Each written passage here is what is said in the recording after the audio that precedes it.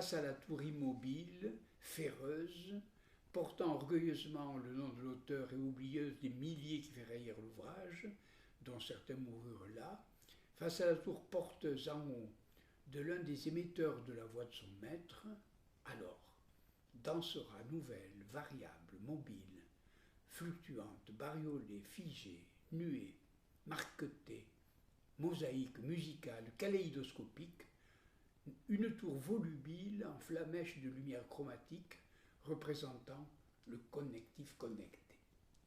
Le collectif connecté. Voilà, exactement.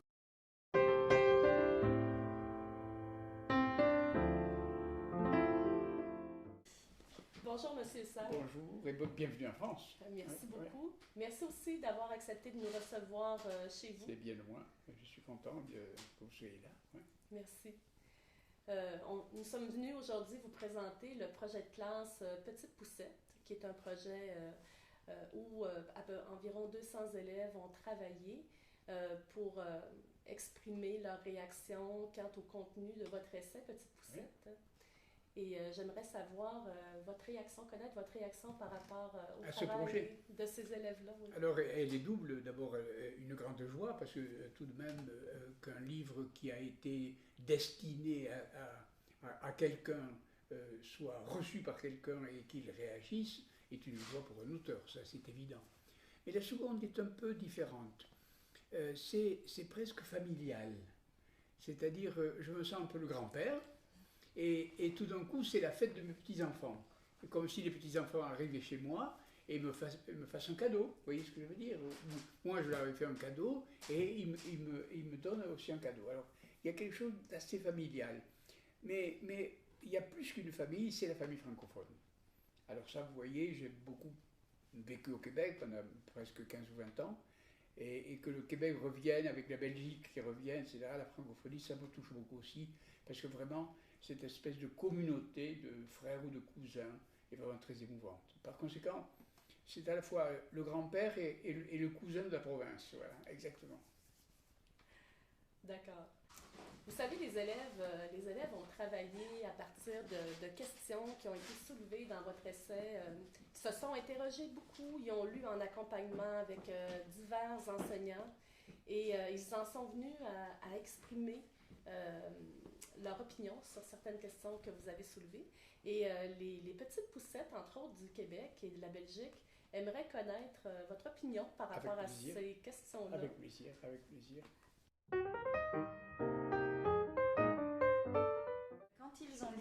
Quand ils ont lu votre essai, ils ont déterminé 4 questions sur lesquelles ils ont débattu les élèves de la Belgique et du Québec. Alors la première question, c'était avec Internet, plus besoin d'aller à l'école. Alors ça, c'est une vraie question, mais une fausse question. C'est les deux à la fois. Mais c'est très intéressant et c'est très amusant.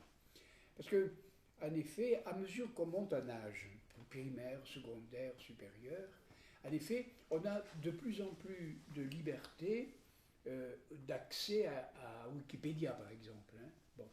Et par conséquent, on a la tentation, surtout quand on est plus âgé, disons 3 ans ou 4 ans après la maturité, de dire j'ai plus besoin d'enseignants puisque j'ai accès à l'information. Eh bien, ce n'est pas vrai. Ce n'est pas vrai pour une raison très très simple. C'est que, voyons, vous allez me parler allemand. J'ai l'information puisque vous parlez allemand, mais je ne comprends pas. Il faut donc que j'ai un professeur d'allemand qui m'explique que veut dire les mots, la syntaxe, etc. Je veux faire de la physique. Je peux avoir de l'information sur les équations de la physique, je n'y comprends rien. Par conséquent, il y a une grande différence entre l'information et le savoir et la connaissance. Ouais. Par conséquent, c'est plus la peine d'aller à l'école puisqu'on a de l'information, mais il faut aller à l'école puisque l'information doit se transformer en savoir. Et le savoir, c'est une affaire, ou simplement, de corps. C'est-à-dire, vous pouvez avoir l'information avec la tête, mais vous ne l'avez pas digérée avec le corps. Et à un certain moment, il faut bien avoir devant vous quelqu'un, vous ou une autre personne, qui soit familiarisée avec cette information, qui, elle, représente, si vous voulez, l'introduction à la connaissance, et que cette connaissance vous vienne par corps, c'est-à-dire l'assimiler. Vous voyez. Par conséquent, non, c'est pas la peine d'aller à l'école. Oui, il faut aller à l'école. Vous voyez ce que je veux dire? Mais non pour l'information, parce qu'elle est disponible pour tout le monde. Et à mesure qu'on grandit, en effet, on a accès à l'information. Mais la connaissance, c'est pas ça. Vous voyez, c'est pas du tout ça. Même les choses les plus élémentaires, même l'arithmétique. Mais l'arithmétique, c'est difficile. Et bon, on peut toujours apprendre par cœur les tables de multiplication. Ça ne vous dit rien sur ce que c'est qu'un nombre. C'est très difficile ce que c'est qu'un nombre. Et il y a l'instituteur ou le maître d'école qui va physiquement vous apprendre ce que c'est qu'un nombre, ce que c'est qu'un chiffre, etc. Vous voyez. Par conséquent, là, la différence entre information et connaissance permet de répondre vraiment clairement à la question. Non, il ne faut pas aller à l'école. Oui, il faut aller à l'école. Voilà. Donc, je fais un lien tout de suite avec une des questions qu'on avait imaginées par rapport au rôle de l'enseignant, puisque vous l'abordez ici. Il y a beaucoup d'enseignants qui pensent que justement l'apport des technologies en classe va leur faire perdre leur place, ou la place qu'on leur a connue depuis des années. Alors, qu'est-ce que vous diriez à ces enseignants justement? Alors, oui, j'aime bien le mot perdre. J'aime bien le mot perdre. Par exemple, quand on était à quatre pattes, il y a très longtemps, on était appuyé les deux mains sur le sol. Et alors, quand on s'est mis debout, on a perdu, enfin, les bras ont perdu leur fonction d'appui. Ah oui, mais ils ont inventé la main. C'était quand même plus extraordinaire que l'appui. Au lieu d'être un sabot, c'est devenu la main. C'était une invention formidable. Donc, quelquefois, quand on perd, on gagne beaucoup plus qu'on ne le croit. Alors, évidemment, je vais recommencer un peu sur tout à l'heure. C'est-à-dire, quand vous rentriez moi, je suis enseignant, quand je rentrais dans mon amphi, je savais bien que mes étudiants ne savaient rien de ce que j'allais dire. Aujourd'hui, je peux imaginer qu'ils ont regardé sur Wikipédia ce que j'allais dire, le sujet de mon cours. Donc, je ne rentre pas devant les mêmes étudiants. Est-ce que j'ai perdu? J'ai gagné un temps fou.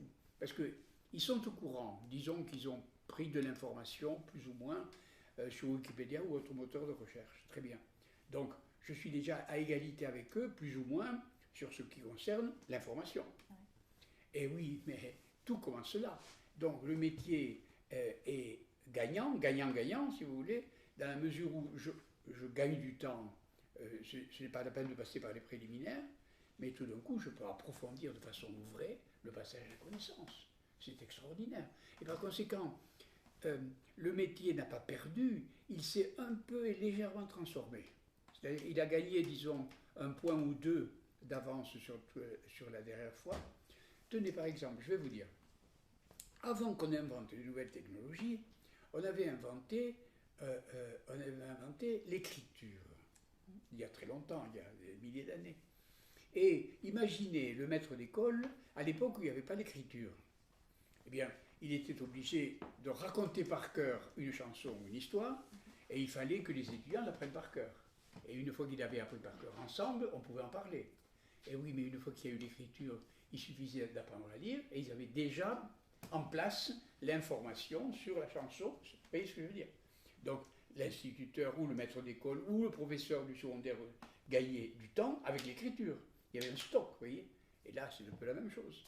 Donc, le métier d'enseignant a évolué lentement pendant les siècles et toujours dans la même direction. Vous voyez? C'est-à-dire, il avait des outils un peu plus pratiques, d'abord l'écriture, ensuite les livres imprimés, l'imprimerie, et maintenant les écrans, tout ce qu'on veut du point de vue du numérique. Il a des outils, mais ces outils lui font gagner du temps, transforment le métier et le rendent plus intéressant. Pourquoi? Parce qu'il y a une sorte d'égalité, c'est pas d'égalité, une sorte d'accord profond avec les étudiants. Ils savent déjà quelque chose. Alors, il y a une sorte de complicité. Oui, de complicité. Merci, voilà, cherchez le mot. Les étudiants sont mes complices, ils savent déjà quelque chose.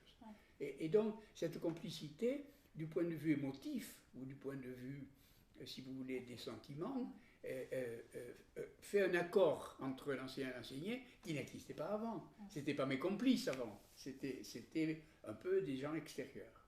Donc, amélioration, transformation, mais pas du tout perte, il n'y a pas de doute. Oui. Oui, on s'est levé, on a gagné la main. Voilà, c'est extraordinaire.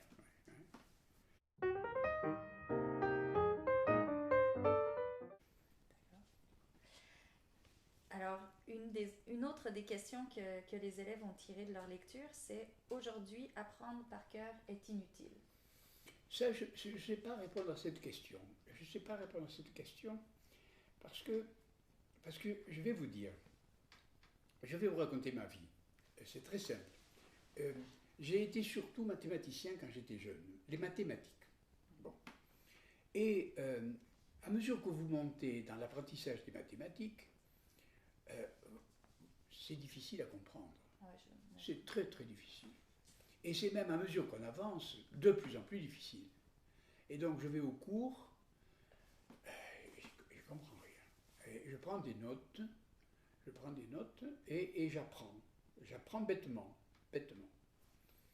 Et 4 ou 5 jours après, en me réveillant le matin ou en prenant mon petit déjeuner, ça voulait donc dire ça. Ça voulait donc dire ça. Ça voulait donc dire ça. Vous voyez ce que je veux dire? C'est-à-dire que vous apprenez, supposons que vous apprenez par cœur. Hein. Le loup et l'agneau. Hein. Un agneau se désaltérait. Bon. Vous l'avez appris par cœur à l'école primaire. Un bon maître d'école vous l'a mis dans la tête. Très bien.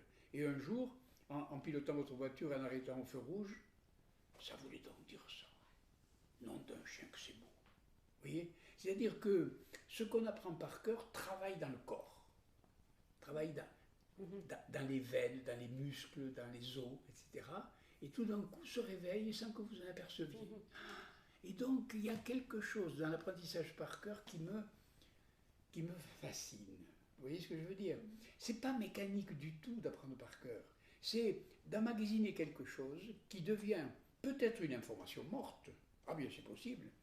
Mais à mesure que le corps se développe, cette information qui est dans votre, je ne sais pas où elle est, dans l'estomac, dans les muscles, dans les genoux, dans la tête, je ne sais pas, où elle est, se met à se réveiller un jour. Et tout d'un coup, vous découvrez quelque chose. Donc, c'est vrai que le loup et l'agneau, j'ai qu'à taper, je l'aurai devant moi. Et c'est autre chose de l'avoir devant moi, comme cet objet. C'est autre chose d'avoir un objet ou d'avoir un organe. La différence qu'il y a entre un objet et un organe. C'est-à-dire, si j'ai accès sur le c'est un objet. Mais si je le sais, moi, par cœur, c'est un organe. Et cet organe est vivant. Voilà. J'ai envie de défendre un peu ce type d'apprentissage. Et il m'a, pour moi, toujours beaucoup servi. Parce que c'est vrai qu'il y a des théorèmes, puisque je parle mathématicien, que j'avais rien compris. J'avais 18 ans, 20 ans, rien compris. Mais à mesure que j'avançais comme ça, je disais, oh là là, il voulait donc dire ça, ce machin. Et on finit par, il y a une sorte de vie propre du savoir quand il est comme ça, intégré à votre corps. Voilà. Et qu'on comprend au fur et à mesure des expériences. Voilà. Et les élèves ont d'ailleurs beaucoup travaillé sur cette phrase que vous défendez dans votre essai d'ailleurs, où vous dites vaut mieux une tête bien faite qu'une tête bien pleine. Et c'est un peu un complément à la question que Nathalie. C'est-à-dire que cette phrase avait été dite par Montaigne, comme vous le savez, au début de l'invention de l'imprimerie. Alors ça, c'est intéressant, parce qu'avant l'imprimerie, il fallait bien que celui qui était, je ne sais pas, par exemple, historien, sache par cœur les historiens d'avant. Par conséquent, il avait une tête pleine de par cœur. Et effectivement, dès le moment où on invente l'imprimerie, les livres sont sur l'étagère. C'est plus la peine de savoir par cœur, oui, c'est bien sûr. Mais oui, de ce côté-là, non, c'est pas la peine de savoir par cœur. Mais d'autre part, oui, c'est la peine de savoir par cœur. Vous voyez, de nouveau, il y a ce balancement.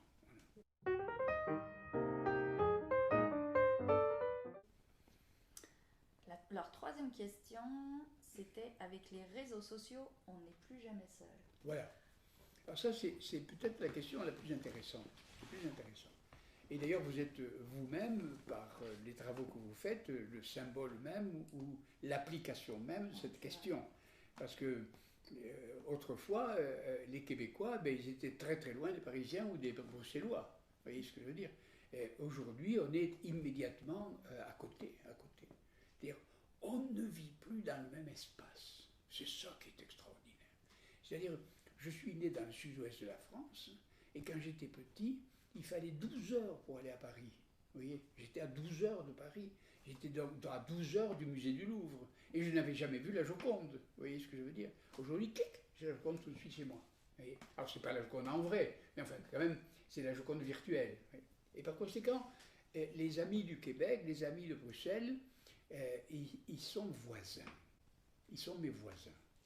Alors ça, évidemment, la question est d'interroger vraiment cet espace dans lequel nous vivons, qui n'est plus un espace métrique, mesuré par des kilomètres, ou mesuré par des distances, mais vraiment des voisinages. Ah oui, mais il faut le payer, tout se paye.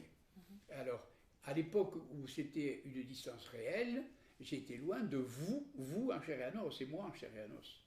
Et on est voisins, mais on n'est plus en chair et en os tout à fait, c'est le virtuel. Voilà. Et par conséquent, les voisinages, c'est vrai, on n'est plus jamais seul, mais on n'est plus jamais seul dans un nouvel espace, dans un nouveau monde. Et ce monde est un monde virtuel. Alors, c'est la seconde question. Est-ce que le virtuel, c'est mieux que le présentiel, hein? Alors voilà, c'est toute la question. Alors moi, je réponds à cette question de la façon suivante. Puisque je disais que j'étais mathématicien quand j'étais jeune, vous savez, je ne suis pas devenu mathématicien parce que j'étais bon. J'étais devenu mathématicien parce que j'étais éperdument amoureux de ma professeure de mathématiques. Mais bien sûr, c'est comme ça que ça marche, vous savez bien. Mais je suis devenu très très très mauvais, je ne sais plus dans quelle matière, je n'ose pas le dire, parce que je détestais mon professeur de la matière en question. Donc le présentiel n'a pas peut-être que des vertus, puisque on peut détester le professeur qui vous le rend en centuple, et vous n'êtes plus bon dans la matière. Il vaudrait mieux alors qu'il soit virtuel. Vous voyez? Donc le virtuel a quelquefois des vertus de remplacement par rapport au présentiel, et le présentiel a des vertus de remplacement par rapport au virtuel. Il faut les deux. Et la preuve qu'il faille les deux est très simple, c'est que on est des curieux animaux, nous les hommes.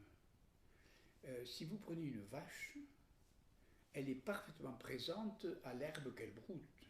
Elle est toujours là. Et vous voyez ce que je veux dire? Et elle voit très bien le taureau à côté, il n'y a pas de problème. Elle ne rêve pas. Elle ne rêve pas. Tandis que nous, on est tout le temps en train de rêver. Hein? C'est-à-dire, j'aimerais bien voir une petite amie qui est à 100 km, le rêve. Ah, je suis amoureux de tel acteur de cinéma, ou amoureuse de tel acteur, vous ne l'avez jamais vu, hein, etc. Donc notre vie virtuelle est très très riche, mais depuis toujours. Depuis toujours, on rêve, on lit des choses, on vous raconte des histoires qui n'ont jamais existé, vous êtes dans l'imagination, vous êtes comme Don Quichotte, en train de transformer les moulins à vent dans des dangereux adversaires, vous voyez ce que je veux dire? Donc nous sommes des animaux virtuels. Et par conséquent, à la différence des animaux, nous sommes virtuels, eh bien, le virtuel et le présentiel sont ensemble, comme nous vivons à la fois dans le présentiel et le virtuel. J'aime beaucoup mes enfants, mais voilà, il y en a un qui habite Singapour. Ben ouais, je l'aime beaucoup, mais vous voyez, il n'y a pas de... Donc, il ne faut pas croire que le virtuel est meilleur que le présentiel ou réciproquement. Et il faut dire que nous sommes des bêtes particulières qui associent dans leur vie et leur activité les deux composantes en question. Alors, on est à la fois virtuel et présentiel, par conséquent, dans l'enseignement, il faut les deux, tout simplement.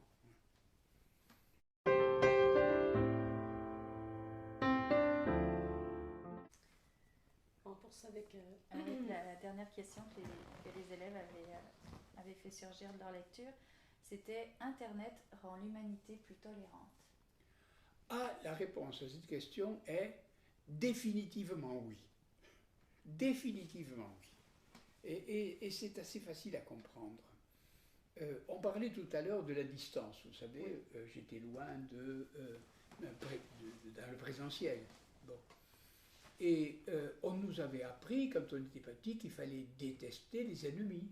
Hein? D'ailleurs, il fallait détester tout simplement parce qu'au lieu de dire oiseau, il disait un autre mot. Vous voyez, bon. Et par conséquent, il y avait beaucoup de haine qui était comme ça fabriquée. Vous voyez. Mais le dialogue régulier, avec quelqu'un qui n'a pas le même âge, qui n'a pas les mêmes habitudes, qui n'a pas la même culture, qui ne mange pas comme vous, qui ne parle pas comme vous, qui a des tournures différentes, etc., ça vous forme dès la jeunesse à considérer que l'autre est enrichissant et non pas un adversaire. Vous voyez ce que je veux dire? Maintenant, les maîtres d'école qui sont avec nous savent des choses bien supérieures à nous depuis quelque temps. Moi, j'ai rencontré même ma petite fille sortant de l'école, disant « Oh, mes petits amis sont méchants, ils disent que Sarah est noire. » Et elle est sénégalaise, Sarah. Et je disais « Mais écoute, Lise, excuse-moi, mais Sarah est noire. Toi aussi, tu le dis. » Elle n'avait pas vu. C'est-à-dire qu'il y a une communauté entre les gens qui font que l'altérité se voit moins qu'autrefois. Vous voyez ce que je veux dire? Et ça, je crois quand même que c'est un des bénéfices peut-être majeurs pour l'humanité que le virtuel.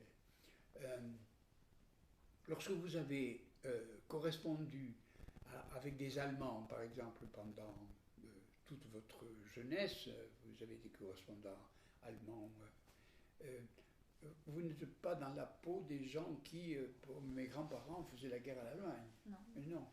Vous ne diriez plus jamais à aucun de vos enfants qu'il fallait se battre contre les Allemands. Et les Allemands sont nos amis, et puis ça y est. Vous voyez, et c'est vrai de tant de choses. Mais bon. Et puis les moqueries. Hein? Vous êtes québécois. On s'est moqué de vous quand vous étiez, quand vous êtes venu à Paris. Mais on se moquait de moi aussi parce que j'étais gascon. Alors je vous comprends bien, parfait. Par conséquent, aujourd'hui, vous avez remarqué que les accents, j'en ai encore moi aussi un accent comme vous, eh bien maintenant ils sont à la mode. Avant, on s'en moquait. Moi, quand j'ai passé les examens, les gens se foutaient de moi ouvertement, mais absolument, même dans la rue. Vous voyez. Aujourd'hui, l'accent québécois à la télé, tout le monde ravi de ça. Ah mais si, c'est à la mode. Et par conséquent, vous voyez, là il y a une sorte de tolérance qui s'est multipliée et qui est probablement une des bénédictions de notre âge contemporain. Davantage d'ouverture. Absolument.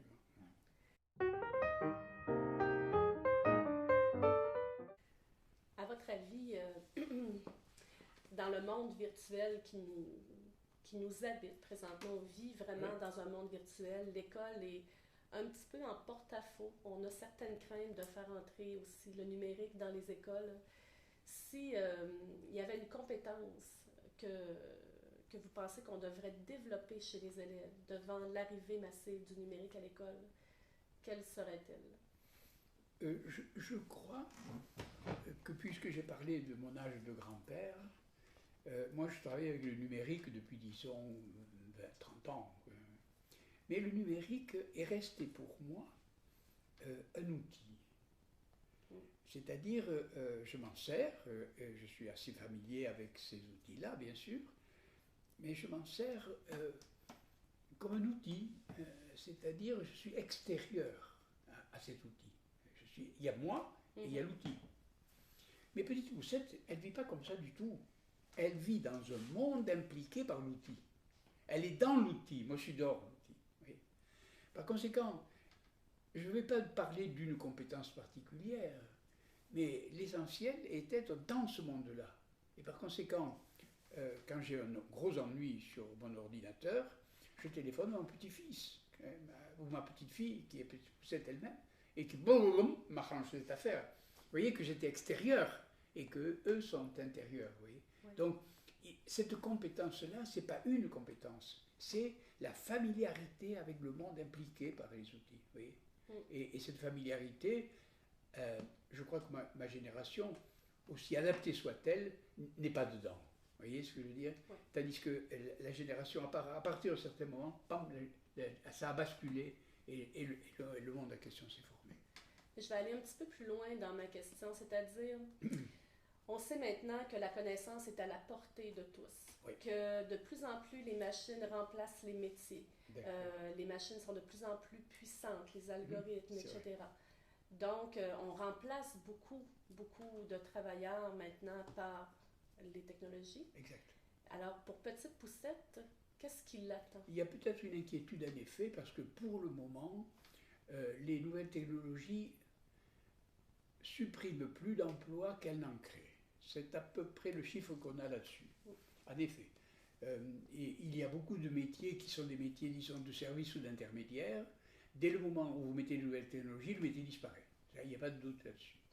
Par conséquent, c'est vrai qu'il y a plutôt quantitativement des suppressions d'emplois. Mais on n'a pas encore exploré tous les métiers qu'on peut inventer dans ce monde-là. Alors ça peut donner l'espoir, au contraire, du redressement de ce type de décroissance. Oui. Et je le crois. Je le crois parce qu'il s'en crée tous les jours des métiers dans cette question-là, tout le temps. Tout le temps. Alors, quelles compétences on doit développer pour des métiers dont on ne connaît pas encore ce qu'ils seront? Ah, ça c'est une vraie question. Et alors, je vais là me référer à mon expérience d'académicien. D'accord. Bon. Vous savez qu'à l'Académie française, notre spécialité, c'est la langue. Et comme notre spécialité, c'est la langue, nous fabriquons le dictionnaire. Le dictionnaire qui fait, disons, référence pour la langue française, qui nous unit. Bien.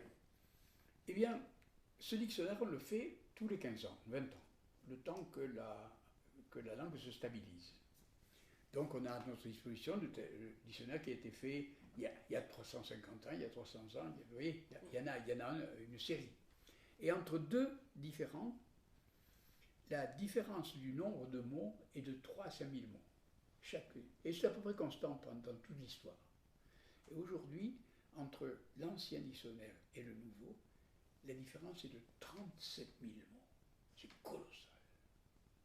37 000 mots nouveaux? Non, entre ceux qui s'en vont et ceux qui arrivent. Non, okay. Les deux. Les deux. Le départ et l'arrivée. 37 000 différences. Alors j'ai regardé pourquoi. Et d'abord, il y a deux questions. Est-ce que c'est vrai pour le portugais? Est-ce que c'est vrai pour l'allemand, l'anglais? Oui, la réponse est oui. C'est vrai, toutes les langues en sont là. Bon. Et la réponse est pourquoi. Et là, je réponds à votre question. La réponse est les métiers.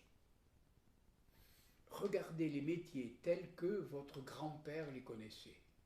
Ils ont presque tous disparu. Et c'est de nouveaux métiers qui les remplacent. Et dès lors qu'il y a des nouveaux métiers, il y a de nouvelles compétences, il y a de nouveaux mots, il y a de nouvelles manières de vous attaquer, etc. Vous voyez ce que je veux dire? Et par conséquent, nous sommes en fait dans un monde où ce qui se transforme le plus, c'est les métiers. Ce n'est pas le travail avec les questions concernant le chômage, mais c'est les nouveaux métiers qui arrivent et les métiers anciens qui disparaissent. Je ne sais pas, mon père était marinier, il draguait le sable sur la Garonne. Eh bien, quand mon père et mon frère sont morts, j'ai enterré avec eux, 50 mots que je ne peux plus dire. C'est des mots de l'ancien métier, vous voyez ce que je veux dire? Ouais. Ces mots ont disparu, c'était parce que la technique a disparu, etc. Regardez les mots de la paysannerie.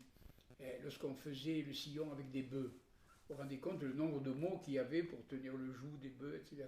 Ça a disparu.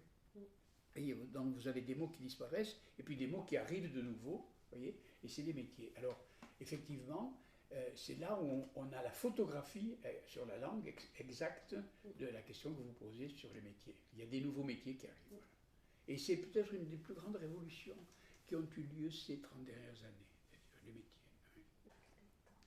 On avait une question aussi par rapport peut-être à la liberté.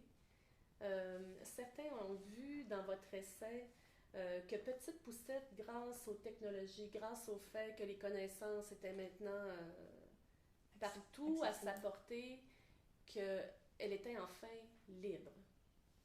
Donc c'est un grand concept. Oui. C'est vrai qu'avoir à sa disposition des références, avoir à sa disposition des informations sur telle et telle chose, vous donne une liberté de penser assez... on en a parlé tout à l'heure à propos de la tolérance, vous vous rappelez? À propos de la tolérance ou de l'ouverture à l'autre, vous le disiez vous-même, on est plus ouvert à l'autre tout simplement parce que c'est pas extraordinaire de dire tel mot au lieu de dire oiseau, vous voyez ce que je veux dire? Bon. Donc là, il y a ouverture. Et c'est un peu la même chose pour le savoir. On visite plus de sites sur Google Earth, on visite plus de savoir sur Wikipédia, etc. Ça donne un peu de souplesse. Vous voyez? Ouais. Alors, le mot liberté est un gros mot. Hein, c'est un gros mot. Est-ce que, parce qu'il y a des gens qui disent que avec les jeux vidéo, par exemple, il y a au contraire des drogues qui se mettent en place, vous voyez, et là, la personne est plutôt figée et moins libre, vous voyez ce que je veux dire. Elle demeure encore passager plutôt que, voilà, que conducteur. Oui, que conducteur, voilà, c'est ça. Ouais. Merci.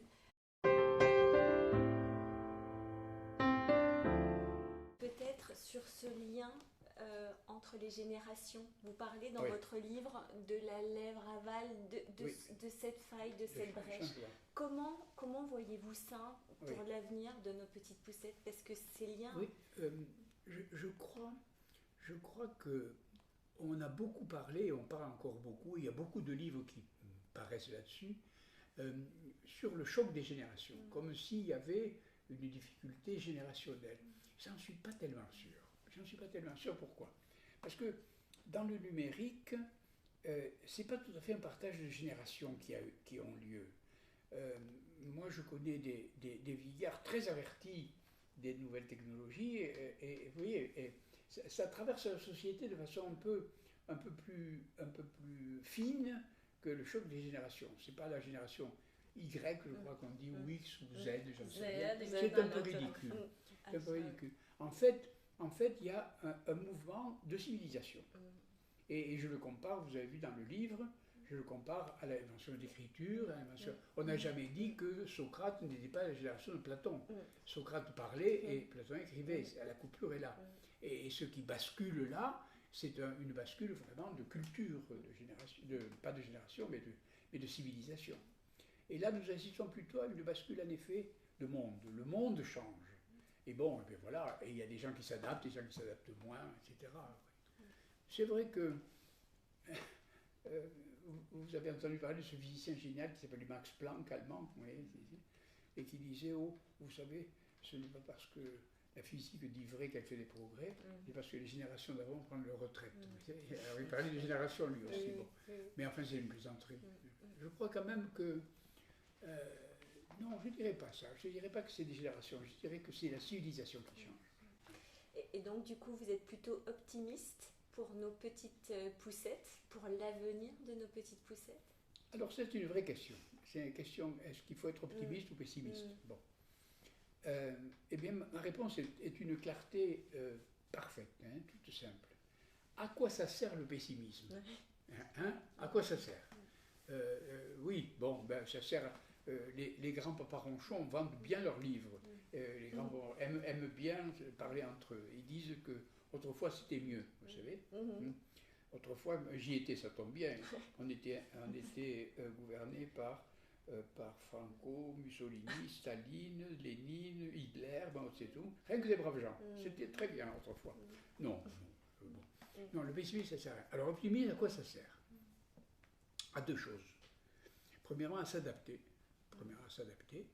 Et deuxièmement, à servir la génération d'après. Alors, je reprends le terme génération. C'est-à-dire que si je peux rendre service à mes petits-enfants, à mes étudiants, ou à la génération qui suit, c'est en essayant de préparer avec eux le monde qui est en train de venir. Et bon, j'appelle ça, moi, de l'optimisme de combat, ou de travail.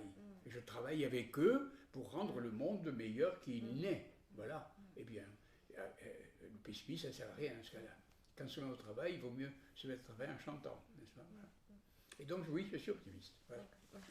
Du coup, ça permet aussi de faire la boucle avec le projet porté par Nathalie et Monique à l'origine, parce qu'il y a, me semble-t-il, pour le coup, le véritable exercice d'une démocratie scolaire. Oui, c'est ça. Par le biais, justement, de cet ouvrage réapproprié par les réelles petites poussettes, que ce soit les petites poussettes françaises, belges, québécoises. Et là, il y a un écho, et justement, cette génération n'existe pas. C'est juste cette civilisation qui pense ensemble. Voilà, qui est en train d'émerger. Et cet exercice de la démocratie scolaire chez nos lycéens qui préparent le baccalauréat ou qui sont à cet âge-là vraiment d'une maturité intellectuelle, avec cette préparation qu'il y a eu avant, moi je trouve que là, il y a vraiment une métaphore très forte, mais en acte, du point de vue de l'élève, de l'apprenant, préparé tout au long de sa vie dans notre société. C'est ça, vous dites mieux que moi ce que j'ai dit tout à l'heure, c'est-à-dire cette espèce de rééquilibration entre l'enseignant et l'enseigné, si vous voulez, l'apprenant. Une sorte de rééquilibration par l'accès en question. Et c'est ça qui a fait palpiter nos cœurs aussi au diapason.